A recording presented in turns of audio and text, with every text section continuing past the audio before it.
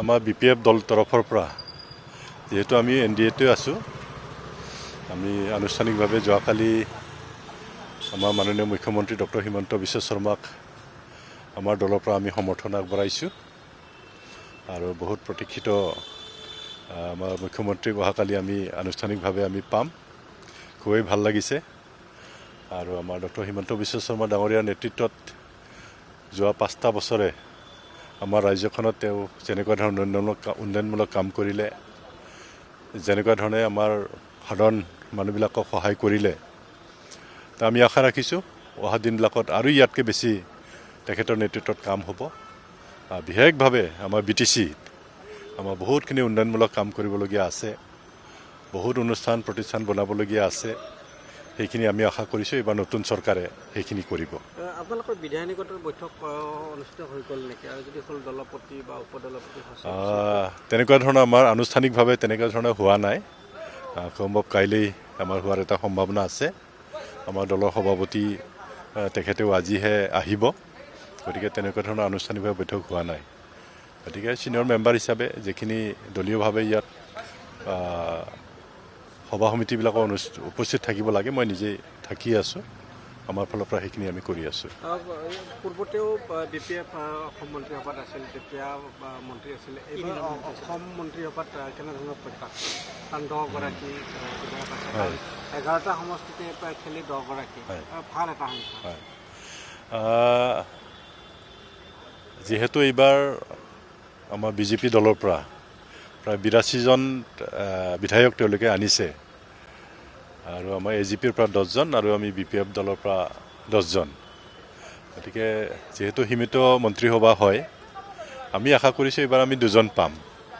2জন পালেও আমি সন্তুষ্ট হ'ম, কাৰণ তেওঁলোকৰো বহুত ছিনিয়ৰ মেম্বাৰবিলাক আছে। গতিকে 2জন পালেও আমি সন্তুষ্ট হ'ম। মানে ওদালগুৰি বেল, কোকৰাঝাৰ বেল এনেকুৱা কিবা আছে নেকি? তেনেকুৱা ধৰণৰ নহয়। আমাৰ দলৰ হাইকমাণ্ডে যি সিদ্ধান্ত ল'ব সেইটোৱে হ'ব। এইটো কোকৰাঝাৰ বা ওদালগুৰি বুলি নহয়। আমাৰ হাগ্ৰামা মহিলাৰী ডাঙৰীয়া তেখেতে দলৰ সভাপতি হয়, তেখেতে যাক বিচাৰে তেওঁৱেই হ'ব। আপুনি পূৰ্বতে একাধিকবাৰ বিধানসভালৈ নিৰ্বাচিত হৈ আছে।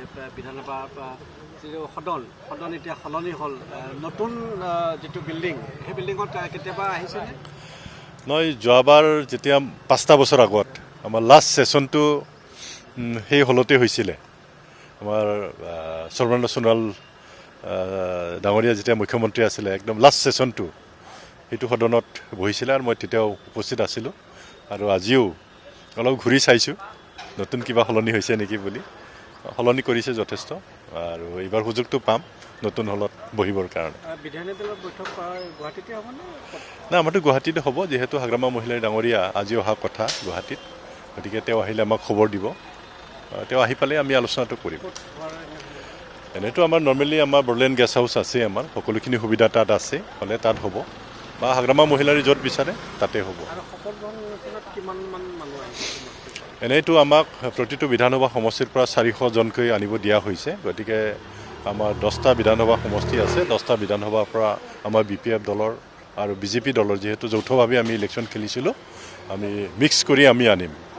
প্ৰতিটো বিধানসভা সমষ্টিৰ পৰা 400জনকৈ আমি আনিবৰ কাৰণে ইতিমধ্যে চব ঠিক ঠাক কৰা হৈছে। আমাৰ ইয়াৰ পৰাই বাছবিলাক পঠুৱাই দিয়া হ'ব, গতিকে আহি যাব। নাই, তেনেকুৱাতো একো খবৰ পোৱা নাই। কোন মন্ত্ৰী পায় এতিয়ালৈকে আমি বহুত ছাছপেন্সত আছোঁ।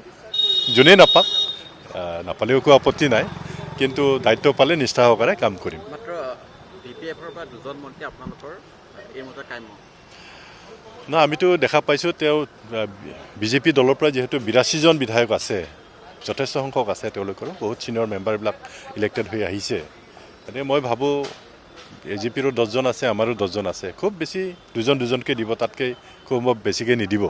গতিকে সদ্যহতে আমি 2জনেই আশা কৰিছোঁ, 2জন পালেও আমি সন্তুষ্ট হ'ম।